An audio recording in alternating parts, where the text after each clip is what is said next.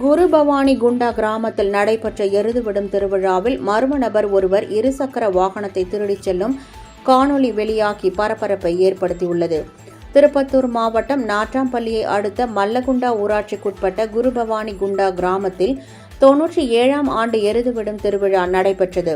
இந்த விழாவில் கிருஷ்ணகிரி, திருப்பத்தூர், திருவண்ணாமலை, தருமபுரி, ராணிப்பேட்டை, வேலூர் உள்ளிட்ட மாவட்டங்களில் இருந்தும், ஆந்திரா, கர்நாடகா உள்ளிட்ட மாநிலங்களில் இருந்தும் 200க்கும் மேற்பட்ட காளைகள் பங்கேற்றன.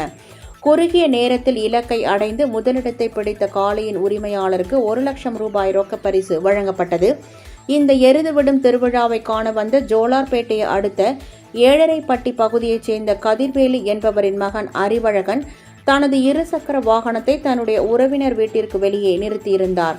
இதனை நோட்டமிட்ட மர்ம நபர் ஒருவர் அறிவழகனின் இருசக்கர வாகனத்தை கள்ளச்சாவி போட்டு திருடிச் சென்றார்.